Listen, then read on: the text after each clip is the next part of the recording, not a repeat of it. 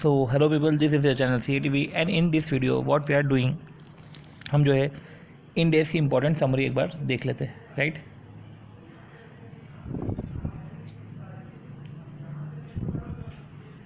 तो अगर इन डेज की बात करें तो इंडियन, ठीक है, जो इंडियन अकाउंटिंग स्टैंडर्ड है, ये जो अकाउंटिंग स्टैंडर्ड है ये नोटिफाई किसने करा है? मिनिस्ट्री ऑफ कॉर्पोरेट अफेयर्स ने करा है, ठीक है। Which are converged with IFRS, ठीक है, which are converge with IFRS को देखकर इंडेस उठाया। ये इंडेस जो है कंपनी पे एप्लीकेबल होता है, ठीक है। तो ऑब्लिगेशन टू कंप्लाई विद इंडेस, तो कंपनी और उसके जो ऑडिटर है शेल कंप्लाई विद इंडेस जो स्पेसिफाइड है एनेक्जर में, ठीक है। जब वो फाइनेंशियल स्टेटमेंट को प्रिपेयर करेंगे तब उनको जो है इंडेस ये फॉलो करने पड़ेंगे, ठीक है। सबसे पहले तो वॉलंटरी बेसिस पे, तो जिनका अकाउंटिंग पीरियड 1 अप्रैल से स्टार्ट हो रहा है, 1 April 2015 with the comparative for the period ending 31 March 15 and thereafter. तो वॉलंटरी बेसिस पे आप कर सकते हो कि 1 अप्रैल 15 से तुम्हारा जो है इंडेस अप्लाई कर लो, पर जो कंपैरेटिव है वो कंपैरेटिव भी तुम इंडेस के हिसाब से बनाना, क्योंकि लिखा हुआ है कि with the comparative for the period ending 31 March 15 and thereafter. ये तो वॉलंटरी तुम अपनी इच्छा पे कर सकते हो, पर इधर तो मैंडेटरी है। मतलब कि मैंडेटरी कब है कि पहले तो तुमको वॉलंटरी बोला कि स्वेच्छा के अनुसार आप कर लो। अब मैंडेटरी क्या है कि 1 अप्रैल 2016, ठीक है, बिगिनिंग और ऑन आफ्टर 1 अप्रैल 2016 और 1 अप्रैल 2017। तो वो कंपनी जिसकी इक्विटी डेब्ट सिक्योरिटीज़ जो भी है लिस्टेड है या इन अ प्रोसेस ऑफ लिस्टिंग है, इंडिया में लिस्टिंग हो या आउटसाइड लिस्टिंग हो, और नेटवर्थ जो है 500 करोड़ या उससे ज़्यादा है, तो उनको तो 1 अप्रैल 2016 या उसके बाद से एप्लीकेबल है। नेटवर्थ 500 या उससे ज़्यादा होना चाहिए, पर कंपनी उसके अलावा जो है उनका नेटवर्थ 500 करोड़ या उसके अलावा उससे ज़्यादा है। मतलब कि कंपनी इसके अलावा, कंपनी अदर देन दोस्त कवर्ड इन 2A, मतलब कि ये जो लिस्टेड को छोड़ के ऊपर लिस्टेड बोल के रखा है और लिस्टेड में भी कैपिटल बोल के रखा है। कहीं ऐसा है कि वो लिस्टेड नहीं है पर उनका नेटवर्थ 500 करोड़ या उससे ज़्यादा है, तो उन पे भी एप्लीकेबल हो जाएगा। मतलब कि 500 करोड़ से उस पर या ज़्यादा है तो आपका एप्लीकेबल हो जाएगा अगर नेटवर्थ, और आपकी होल्डिंग सब्सिडरी JV एसोसिएट सब पे लग जाएगा।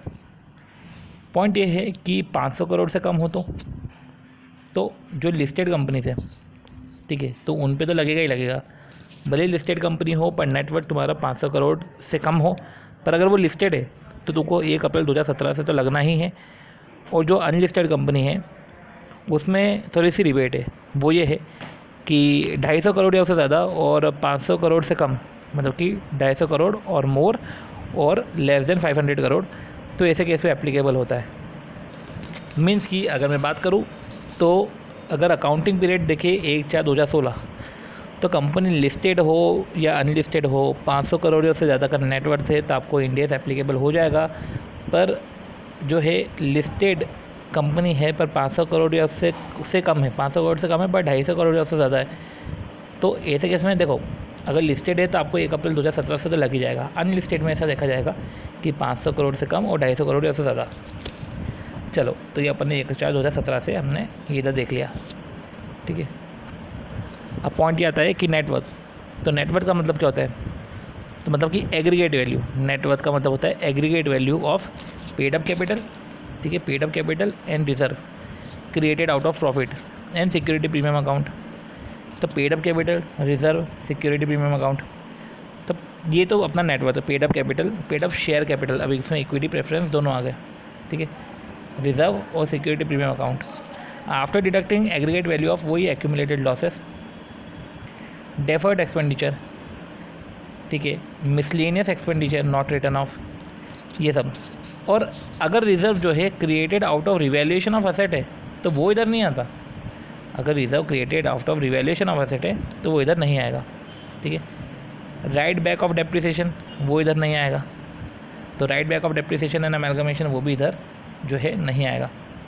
तो मैं आपको वापस से रिपीट करता हूँ कि लिस्टेड कंपनी है लग जाएगा 1 अप्रैल 2017 या उसके बाद से। लिस्टेड कंपनी नेटवर्थ 500 करोड़ से ज़्यादा है तो 1 अप्रैल 2016 या उसके बाद से लग जाएगा, ये हमने कर लिया। अनलिस्टेड कंपनी में 500 करोड़ से ज़्यादा और अनलिस्टेड कंपनी में लेस देन 500 और 250 करोड़ से ज़्यादा। ये हमने देखा। नेटवर्थ की हमने बात कर ली, जिसमें paid up share capital reserve है, सिक्योरिटी प्रीमियम अकाउंट है, उसमें से हमने एक्यूमुलेटेड लॉसेस माइनस कर दिए, ठीक है। डेफर्ड एक्सपेंडिचर जो है माइनस कर दिए, miscellaneous expenditure not return of हमने जो है माइनस कर दिए, और but does not include reserve created out of revaluation of asset. जो रिजर्व क्रिएट हुए हैं किससे, आउट ऑफ रिवैल्यूएशन से, तो रिवैल्यूएशन से जो है तो वो इधर इंक्लूड नहीं होंगे। तो कुछ चीज़ें एक्सक्लूड होगी, जैसे कि एक्यूमुलेटेड लॉसेस, डेफर्ड एक्सपेंडिचर, ये हमारा एक्सक्लूड होगा। Miscellaneous expenditure not return of, ये एक्सक्लूड होगा। और कुछ चीज़ें इंक्लूड ही नहीं होगी, जैसे revaluation of asset, right back of depreciation, ये तो इंक्लूड ही नहीं होगा। अब जैसे कि बात हो रही है कि जो कंपनी लिस्टेड है अपनी एसएमई एक्सचेंज में, अब तुम बोल रहे हो ना कि लिस्टेड या प्रपोज टू बी लिस्टेड, ठीक है, एनी स्टॉक एक्सचेंज, तो अगर एसएमई एक्सचेंज में है तो उन पे बाउंड नहीं है। देखो स्टॉक एक्सचेंज में आप एसएमई एक्सचेंज को मत डाल देना, उस पर बाउंड नहीं है। अगर एक बार इंडेक्स फॉलो कर लिया कंपनी ने, तो सारे सब्सिक्वेंट फिनेंशियल स्टेटमेंट के लिए आपको फॉलो करना पड़ेगा, ठीक है। अब ये जो है प्रेस रिलीज, ये बैंकिंग कंपनी, इंश्योरेंस कंपनी और एनबीएफसी पे अप्लाई नहीं होता। तो बैंकिंग कंपनी, इंश्योरेंस कंपनी और जो है अपनी एनबीएफसी कंपनी पे, इन पे अप्लाई नहीं होता, राइट। तो इधर जो बात हो रही है वो अब बैंक, इंश्योरेंस कंपनी और एनबीएफसी के रिस्पेक्ट में होगी। तो जो बैंक है, जो इंश्योरेंस कंपनी है, जो एनबीएफसी है, ठीक है, अब समझो शेड्यूल कमर्शियल बैंक है, ठीक है। तो नोटिफिकेशन कुछ इशू हुआ था for extension of applicability of Indians on banking company, तो एक्सटेंशन हो गया, तो अभी एप्लीकेबल तो बिल्कुल भी नहीं हो रहा है, ठीक है। अब इंश्योरेंस कंपनी पे भी अभी एप्लीकेबल नहीं है।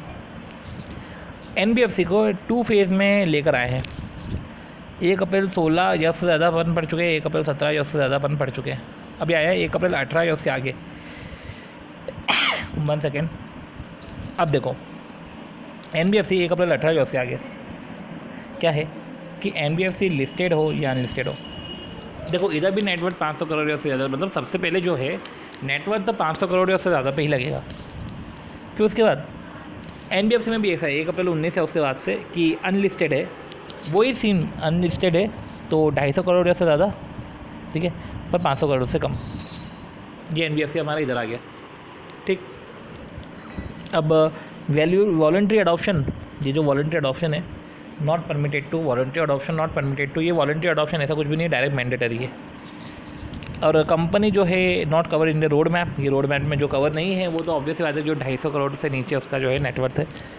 और ये जो भी बात हो रही थी, ये अभी अर्बन कोऑपरेटिव बैंक या रीजनल रूरल बैंक, इन पे तो बिल्कुल अभी एप्लीकेबल नहीं है। अर्बन कोऑपरेटिव बैंक और रीजनल रूरल बैंक, मतलब कि जो एनबीएफसी है ना, तो एनबीएफसी में भी 2 फेज़ है, वो 2 फेज़ अपन समझ चुके थे, ठीक है। और कंपनी के भी अपन 2 फेज़ समझ चुके हैं। लिस्टेड 500 करोड़ से ज़्यादा, ठीक है, लिस्टेड 500 करोड़ से ज़्यादा और अनलिस्टेड में भी 500 करोड़ से ज़्यादा।